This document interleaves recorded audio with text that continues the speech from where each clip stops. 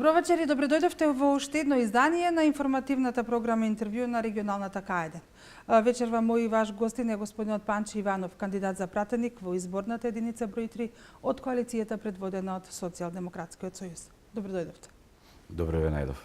Господине Иванов, се представивте пред Велишани, имавте голем така наречен митинг, но во овие денови сте постојано на терен и промовирате вашата изборна програма. Како е прифатена од луѓаните? Па, дозволете ми најпрво да ви се заблагодарам во моје име и во името на Социјалдемократскиот сојуз на поканата да гостувам во вашата телевизија. Инаку што се однесува до прашањето, да, во последниот период сме постојано присутни меѓу граѓаните, присутни сме секаде каде што тие престојуваат, значи присутни сме во нивните домови, присутни сме таму каде што ни е дозволено да ги посетиме на нивните работни места, каде што ни е дозволено, присутни сме на улица, присутни сме во кафетерии, значи секаде каде што имаме можност да комуницираме со нив од утро до вечер сме присутни и секаде ја промовираме нашата изборна програма, поточно речено нашиот план за живот во Македонија. И ќе ви дозволите, наш впечаток е дека имаме одличен прием кај граѓаните. Речи си секаде каде што се обративме, а се обраќаме многу кај граѓаните, секаде наидуваме на одличен прием, не прифаќаат, ја прифаќаат нашата рака за добре дојде, исто така го прифаќаат и нашиот план за живот во Македонија. Сакаат да ги земат нашите флаери, нашите делови, извадоци од нашата програма, сакаат да поразговараат со нас, сакаат да слушнат и воопшто можем да кажам дека наидуваме на одличен прием кај граѓаните. Кога станува збор за она што го ветувате во овој изборен период, минималната плата и просечната плата од 30.000 денари, која што велите дека ќе достигне во последната година од планираниот 4 годишен мандат е 30.000 денари. Експертите испатнаа дека тоа се премногу пари во овој момент за ваква економија во регионот, не само во Македонија. Како мислите да дојдете до просечна плата од 30.000 денари? Да, некои од експертите, ќе ми дозволите, значи некои од експертите навистина во последни денови излегоа со нивни мислења дека можеби во 4 години, колку што трае еден мандат, регуларен мандат, значи на една влада и на еден состав на парламентот, дека се можеби прекраток период за да се постигне тоа. Меѓутоа, тоа се само некои од експертите, додека експертите со кои што ние се консултиравме, затоа што морам искрено да ви кажам, овој план за живот во Македонија го правевме еден подолг период на време.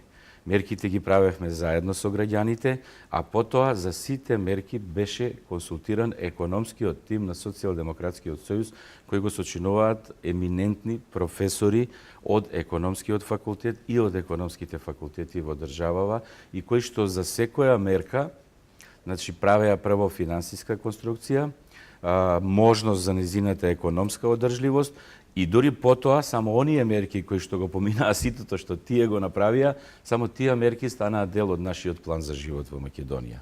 Ова значи дека навистина во она што го ветуваме сега во овој предизборен период и е дел, можеби еден од најударните делови од нашиот план за живот е дека до април 2017 година минималната плата ќе ја направиме 12.000 денари, а до крајот на мандатот во 2020 година да биде 16.000 денари, додека просечната плата да биде 30.000 денари. Сега, кога ќе дискутираме дали е тоа можно, да, и тоа како е можно. Прво е можно затоа што во изминативе 10 години големи износи на средства се непродуктивни трошења, се потрошени за непродуктивни цели. Секогаш го зборуваме, бидејќи е стварно огромен износот на Скопје 2014. Значи, потрошени се, колку што е познато во јавноста, повеќе од 600 милиони денари. И тоа е само еден сегмент од непродуктивните трошења. Кога ќе ги запрете... Скопје 2014 е веќе завршен проект и не се трошат пари. Ама се потрошија. А земете во предвид, ајде една споредба да направиме. Во 2006 година, кога Социјалдемократскиот сојуз ја изгуби довербата кај граѓаните со политиките што ги водеше, буџетот на државата за 2006 година беше 1.700.000.000 денари. Со тој буџет државата функционираше и кого и да го прашате од граѓаните ќе ви каже дека со тој буџет се живеело подобро. Значи, за 10 години буџетот се зголеми речиси двојно. Сега е преку 3.300.000.000 денари, а воопшто не се живее подобро. Што значи дека може да се претпостави дека најголем дел од ова двојно зголемување или двоен износ на буџетот е за непродуктивни трошења. Кога тие непродуктивни трошења ќе се скратат, кога, ако знаете, слушате и во нашите објави и објавите на председателот Заев на митинзите, кога ќе се вратат и парите што, условно кажано, се земени незаконски на различни начини и кои што се излезени од државава, кога ќе се вратат во државата согласно можностите, ќе видите дека ќе имат доволно средства за ова што го зборуваме. Впрочем, нашиот план за живот во Македонија е програма од 260 страници, која подразбира ревитализација на целокупното живење во Македонија. Што ќе овозможи, само ако може да довршам, што ќе овозможи на компаниите кои што треба да ги реализираат исплатите на овие средства многу подобри и поинакви услови за работа. Што ќе им овозможи подобро да работат, да остваруваат средства со кои ќе можат да ги исплаќаат граѓаните. Господине Иванов, буџетот расте затоа што се градат патишта, тоа е неминовно, сите ние ги гледаме. Меѓутоа, да се вратиме на вашиот план за живот. Велите дека ќе ги стимулирате малите и средни предпријатија. Дека фактички тие ќе бидат носители на економскиот раст во Република Македонија. Ај прво да се вратам на оваа ваша прва констатација. Ви велите буџетот расте затоа што се градат патишта. Патишта се градат во последниве неколку години со средства добиени од кредити. Што значи дека не расте со средства издвоени од економијата, кои што потоа би биле вложени, туку со средства издвоени од кредити. И тоа е поврзано со буџетот само во делот за враќање на кредитите. Додека ова другово што ме прашувате за мали и средни предпријатија, освен она што го планираме како износ од 140 милиони евра средства со кои директно би се помогнале домашните мали и средни предпријатија, јас пак ќе ви речам, значи цела една низа на други мерки со кои ќе се подобрат условите за работење на предпријатијата, ќе допринесат овие предпријатија да можат да остваруваат подобри резултати од сега, што во целина ќе овозможи и повисоки плати за нивните вработени. И тие средства ќе се однесуваат не само на оваа директна помош од 140 милиони евра, туку ќе се, например, ќе се инвестира во патна и железничка инфраструктура. Предвидено е само во првите 2 години да се вложат 600 милиони евра во изградба и подобрување на постојаната патна и железничка инфраструктура. Значи, без инфраструктура, знаеме сите дека и инвестициите се помали и домашните и странските инвеститори избегнуваат да инвестираат, а знаете дека во последниве 10 години ние немавме баш некоја, освен сега во последниве 2 и нешто години, немавме речиси никакви инвестиции во патната инфраструктура. Значи, ќе им ги овозможиме подобрите услови. Понатаму, ќе ги стимулираме за вработување за секој нов вработен во текот на една година со 9.000 денари. Сега да не навлегувам во деталите. Значи, цела една линија, низа од мерки со кои што стопанствениците ќе добијат подобри услови. Впрочем, изјавува и нашиот председател, господинот Зоран Заев, дека во фокусот на нашата работа ќе биде стимулирање на домашните мали и средни предпријатија. Значи да добијат барем минимум услови како што добиваат и странските инвеститори. Кога станува збор за развојот на економијата, спомнавте вие дека инфраструктурата е важна. Во планот за живот имате неколку проекти кои што се однесуваат конкретно на инфраструктурата. Предвидувате за 90 минути од секаде да се стасува до главниот град, но предвидувате и проект Македонија без црни точки, Македонија без скал. Да, токму така. Значи, нашите анализи покажуваат дека инфраструктурно Македонија е руинирана. Само за да напоменеме, во последните 10 години, пак ќе повторам, освен во овие последни 2 и нешто години, не е ништо направено на подобрување на инфраструктурата. најдени се 169 црни точки на патиштата, кои што се опасност за сите тие што ги користат патиштата. И не е направено ништо за тие црни точки да се надминат, односно да се подобри состојбата и да ги нема како такви на патиштата. Сега, или ако сакате, според Европската Унија, само 2% од патиштата во Република Македонија се апсолутно безбедни, додека 39% се апсолутно небезбедни. Тоа значи дека и тоа како се потребни итно средства што ќе се вложуваат во инфраструктурата, најмногу во патиштата и уште еден сегмент ние го имаме нотирано енергетиката. Што се однесува во инфраструктурата во патиштата? Предвидуваме во нашиот план за живот во Македонија за 10 години да вложиме 3 милиарди евра. Тоа подразбира дека на секоја година да бидат вложувани по 300 милиони евра во изградба и реконструкција на патишта кои што ја сочинуваат најмногу на патна инфраструктура. Сега, нашиот план е, со оглед на тоа дека нашиот мандат трае 4 години регуларно, и нормално на избори граѓаните си кажуваат задоволни се, не се доволни, па може би даваат мандати на други политички опции. Нашиот план е да се побара консенсус во државата со сите политички субјекти, да програмата за инвестиции во инфраструктурата која трае 10 години биде поддржана од сите, независно дали се на власт или дали можеби потоа ќе дојдат до власт, како не би нешто што почнало со 300 милиони евра за првата година за изградба на автопатиштата, како не би се прекинало со доаѓање на некоја нова структура на власта.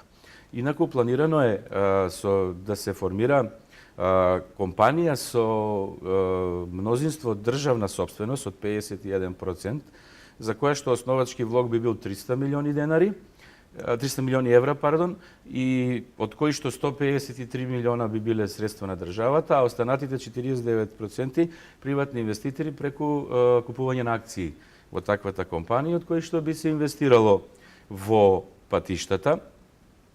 Инаку, со тоа би се овозможило оно што кажавте, проектот Мегалополис е тоа да од секаде во државава, по истекот на овој период од 10 години, секаде во државава би се пристигнало од секаде во Скопје за најмногу 90 минути, односно би сме добили навистина безбедни патишта. Во тој дел, за вложувањата во инфраструктурата, планирани се и вложувања и во железничкиот сообраќај, затоа што знаеме каква ни е состојбата, не само со брзината на возење, со безбедноста на пругите. После 143 години првпат немаме меѓународен патнички воз што сообраќа по нашите пруги. За 50% е намален превозот на стока со железница низ државава, за повеќе од 50% превозот на патници. Значи, планирани се вложувања на реконструкција на пругите, реконструкција на некои делници до стопански субјекти, значи вложувања во тој дел, набавка на нови локомотиви и се она што подразбира обновување на возниот парк во железницата и подобрување на железничката инфраструктура. Нема да бидат иземени и воздушниот сообраќај, каде што мора да се направи целосна ревизија на концесискиот договор за користење на нашите аеродроми со концесионерот, за да се види состојбата каква е и што ќе значи продолжување на соработката. Понатаму предвидено е Охридскиот аеродром да стане аеродром посебно за нискобуџетни линии од различни дестинации во светот. Предвидено е изградба на 7 хелиодроми, во кои што би слетувале хеликоптери за потребите на војската, полицијата, здравството. Дали имаме некој таков во нашата изборна единица? Во нашата избор не, ова се мисли на површините што се на мирни езерски води. Планирано е исто така 4 површини за слетување на хидроавиони и слично. Исто така и во воздушниот, па и во речниот. Значи, ќе се редефинира работењето на капетанијата со условите за работа и слично. И уште ред други работи, например, во комуналната инфраструктура планираме вложувања, да речеме руралните средини. Имаме фрапантен податок дека само 18% од руралните средини имаат вистински систем за одвод на отпадните води, онај канализационен систем. Значи, нашата програма предвидува за 4 години овој број на рурални средини кај што ќе имаат нормални услови, нели, за тој сегмент да биде најмалку 40% преку нов еден современ систем за кој сега не би дискутирал, не би го одземал времето. Значи, во сите области планирани се измени кои ќе овозможат подобри услови, што од своја страна пак ќе овозможи сите подобро да живееме и стопанството подобро да работи, за да може да го исплаќа тоа што го предвидуваме како плата. Во вашата изборна програма во фокусот се и земјоделците. Токму така. Значи, земјоделците задолжително мора да бидат во фокусот, затоа што голем дел од населението во нашата држава се занимава со земјоделство и живее во услови такви какви што 10 години овозможува оваа структура што е на власт. Бидејќи како резултат на незините активности во земјоделието не гледаме и не може да се види некое подобрување воопшто на земјоделството, тука спаѓа и сточарството, нели, и пољоделството, сето заедно во земјоделството во држава не може да се види некое подобрување, значи ние предвидуваме голем број различни мерки со кои што тоа би го направиле како што треба. Значи, основна, главна цел ни е зголемување на опфатот на земјоделски обработливи површини, зголемување на приносот од површините и подобрување на квалитетот на земјоделските производи. А сето тоа ќе го постигнеме со една цела, значи, низа на мерки. Прво, во делот на земјоделското земјиште ќе продолжиме со доделување на земјоделско земјиште. Имаме исто така податок дека 200.000 хектари обработливо земјоделско земјиште сега не се обработува. Понатаму, имаме идеја да спроведеме реонизација во државава, во која што реонизација ќе се одделат регионите во кои што ќе се знае која култура е најдобро да се одгледува. Што значи дека ако во некој регион е потребно да се добро се одгледуваат фуражни, житни култури и така натаму, таму ќе се стимулира одгледувањето на таквите култури. Значи и тоа е една од многу важните мерки. Понатаму ќе продолжиме со окрупнување на земјиштето кое што ќе се дава под закуп на корисниците на определен период на време и тоа по можност без менување на границите на парцелите, него со припојување за да се направат граници кои би биле со својата големина оптимални за оптимално земјоделско производство. Останува определбата за површини под 2 хектари да можат да се делат со физичка делба, токму заради потребата за поголеми површини кои би давале подобар принос од таквите површини. Што се однесува до прашањето за субвенциите, постои податок дека од кога се воведени, до сега било предвидено да се поделат 800 милиони евра субвенции, дека до сега е реализирано некаде 60 до 70% од доделувањето на таквите на тие средства. Е сега она што ние можеме да им го гарантираме на земјоделците, дека субвенции ќе добиваат вистинските корисници. Односно тие што на вистина е потребно да ги добијат земјоделските субвенции. Што е најбитно, предвидуваме 160 милиони евра годишно средства за субвенции, кои ќе им бидат доделени на земјоделците во периодот кога највеќе им треба.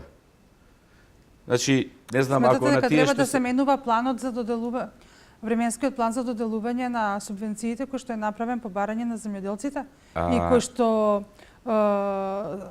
се исплаќаат во последниве барем години реално и навремено.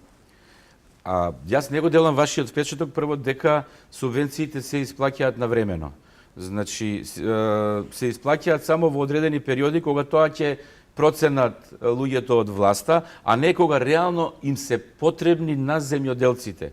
Во смисол, да речеме, ако се идбата на житото, е само еден прост пример, се одвива во октомври, ноември, некаде до средината на декември, извинувам, субвенциите треба да им се исплатат пред почетокот на сеидбата, како би можело сеидбата реално да се оствари. И во тој контекст сите корисници на субвенции кои се занимаваат со одгледување на различни земјоделски култури, субвенциите да ги добијат точно во времето кога им се инвестициите во почнување на работата со таквата култура, како би можеле на време да ги добијат средствата и да може да си остварат работата. Инаку предвидуваме и, например, други средства за помош на земјоделците. Значи, не само оваква во некои овакви мерки, него и, например, воведуваме фонд од 3 милиони евра за помош при откупот на земјоделските производи.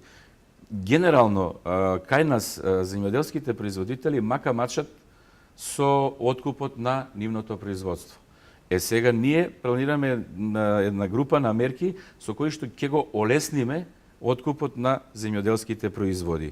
Не само со тоа што ќе стимулираме домашни фирми да се занимаваат со откуп и нормално ќе задржиме поддршката и за странските фирми кои што и сега се занимаваат со откуп, туку и ќе формираме оваков фонд со кој што фонд ќе можеме да интервенираме во ситуација кога има проблем со откупот на земјоделските производи. Исто така, на земјоделските производители ќе им се овозможи заради проширување на дејноста во делот на земјоделието дополнителни субвенции. Например, за секој нови 10 хектари обработлива површина ќе се добива по 20% повисок износ од актуелната субвенција заради тоа што некој проширува земјоделска дејност. Или, например, за секое ново грло стока, ние предвидуваме уште зголемување за новото грло за 30% од субвенцијата.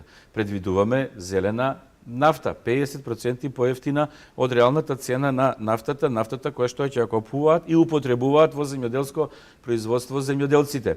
Или стимулираме масленост, значи квалитет на млекото. Досегашните 3,5 денари за масленост ќе ги зголемиме за уште 1 денар за млеко со повисока масленост, или за козјо и овчко млеко од 3,5 ќе ги зголемиме на 4 денари додатоците, како би можеле да ги стимулираме луѓето и во тој дел да работат на подобрување на квалитетот на тоа што го произведуваат. И тука спаѓаат и уште многу други мерки. Еве ќе го спомнам откупот на тутунот. Планираме да воведеме 3 класи на тутун, не 4 како што се сега, прва, втора и трета класа. Значи ниска, средна и висока, која би кореспондирала на ниска, средна и висока класа. И тоа за прва класа субвенциите би биле загарантирани 80 денари за килограм, за втора 70, за трета 60 денари за килограм и обврска за исплата во рок од најмногу месец ден од предадениот тутун. Како би можеле средствата да им легнат тогаш кога ќе им требаат за да ја планираат новата сезона за садење и одгледување на тутунот. Во вашата изборна програма предвидувате и ефикасни и одговорни здравствени институции. Подобрување на здравствениот систем велите дека е неопходно. Апсолутно. Кого и да прашате, еве, излезете на улица и прашајте ги граѓаните. Ние разговараме сега со нив, меѓутоа тоа го правевме, ви реков, уште многу од порано кога го планиравме и го подготвувавме овој план за живот во Македонија, ќе го изрази своето незадоволство од состојбата со здравството во државата. Сега ние и тука предвидуваме повеќе различни мерки што се однесуваат на подобрување на условите за здравството, па се до примањата на вработените во здравството, кои би ги мотивирале да останат во државава и во јавните здравствени установи, а не да бегаат во странство или во приватните здравствени установи, односно би направиле некој обид да ги изедначиме условите и во јавните и во приватните здравствени установи, со тоа што лекувањето во јавните здравствени установи би било многу пристапно за граѓаните кои што цел живот издвојуваат средства како придонес во јавното здравство од примањата што ги добиваат на своите работни места. Во контекст на ова што го зборувам, значи во делот на здравството планираме прво да ја укинеме партиципацијата за болничкото лекување. Тоа е многу важно за граѓаните. Понатаму планираме да ја зголемиме на приватните ординации капитацијата на 90 денари, на стоматолошките ординации од 45 на 70 денари.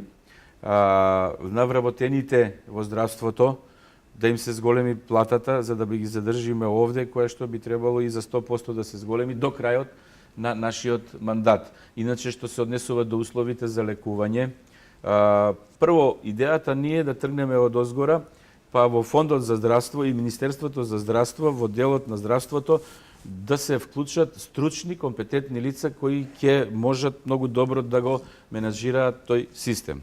И потоа по вертикала да ги подобриме условите во јавното здравство, во болниците, да се направи интегрален клинички центар во Скопје, почеток на изградба на клинички центар во Битола и секаде каде што треба интегрирање на брзата помош во еден систем на централно ниво, па вклучени сите останати системи и некои други такви по крупни мерки.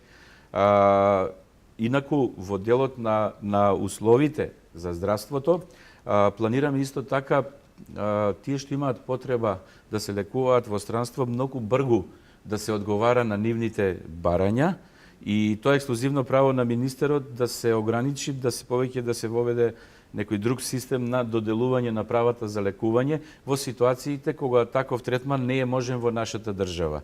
Исто така треба да се формира посебен фонд со кој што ќе се овозможи на лица помлади од 18 години лекување во странство кога тоа е потребно, како би можеле да се ослободат родителите сега од барање помош од хумани граѓани, за да може да се обезбедат средства за лекување. Значи, тој систем целосно би го промениле и би овозможиле лицата кои што реално имаат потреба за лекување во странство да ги добијат таквите можности. Исто така ќе се понуди склучување на договор со приватните здравствени установи, сите оние услуги што тие ги нудат, а ги нема во јавното здравство, да бидат користени кај нив од страна на корисници на јавното здравство, а тоа да се покрие од Министерството согласно одреден договор за соработка, се додека такви услови не се создадат и во јавното здравство. И повторно, тоа се само еден дел од мерките што ги предвидуваме, има една цела низа на различни мерки со кои што сметаме дека конечно ќе се подобри јавното здравство и граѓаните ќе можат да добијат поквалитетни здравствени услуги. Господин Иванов, велите дека ветувате ова, ветувате она, планирате ова, планирате она. Сега фиктивно да не повторувам нели се она што вие го кажавте, меѓутоа кој е вашиот став околу најавите дека планирате воведување на двојазичност на целата територија на Република Македонија? Нешто што во последниве десетина дена е премногу актуелно во Република Македонија. Прво, мислам, тука морам да се дистанцирам од вашиот термин. Планирате двојазичност, околу најавите дека планирате двојазичност на територијата на цела Република Македонија. Јас не сум сретнал никаде таква информација дека ние, нити па сте имале прилика, верувам да слушните ве кампања тераме повеќе од 10 дена, некаде тоа ви е изјава на лидерот. Да, ама извадена од контекст од страна на медиумите. Знаете што можем да кажем? Дека сета таа работа е спинувана од нашите политички противници преку медиумите кои што тие скапо ги плаќаат на различни начини, како би се извртело вниманието на граѓаните од она што значи реална состојба во држава и од се она што тие го направија за да биде ваква состојбата во државава каква што ни е. Она што јас во овој дел можам да го кажам. Република Македонија има прекрасен устав. Уставот во кој што се инкорпирани деловите од рамковниот договор потпишан во 2001 од страна на тогашниот председател и представници на 4 најголеми политички партии во државата, многу прецизно го регулира прашањето на употреба на јазиците на националностите во државата. Значи, ништо што е надвор од тој устав не може да биде поинаку. Нити пак планира некој да го менува уставот по основ на тоа прашање. Значи, како е регулирано во уставот, бидејќи тоа е навистина добар устав, така ќе биде и во текот на нашиот мандат по однос на ова прашање. Друга е работата што сега нашите политички противници немаат што да понудат, бидејќи ги поставија и во Велес истите луѓе кои што 10 години нудеа тоа што нудеа, немаат што друго сега да понудат, па цело време зборуваат за некои работи што немаат врска. Кои се очекувањата ваши за 11 декември и после 11 декември? Реално, моите очекувања се дека на ВМРО ДПМНЕ ќе му се случи народ на 11 декември. Тоа веќе може да се насети, посебно по овој делот на кампањата што досега го поминавме. Масовно ќе излезат граѓаните и масовно ќе кажат не на политиките на власт, односно ќе го поддржат нашиот план за живот во Македонија, затоа што и реално тоа е вистински реален план за живот во кој што ќе се врати нормалниот живот за сите граѓани во Македонија. Јас ви благодарам што оваа вечер бевте дел од оваа информативна програма на регионалната К1 телевизија и се надевам дека ова нема да биде ваше прво и последно гостување во ова студио. Јас ви благодарам на поканата и можноста да кажам некои работи од нашиот план за живот во Македонија и секако ве прифаќам кога и да ме поканите да дојдам да гостувам во вашата телевизија. Почитувани гледачи, тоа беше се што подготвивме за ова издание на интервјуто на регионалната К1 телевизија. Останете и понатаму со нашата програма. Пријатно.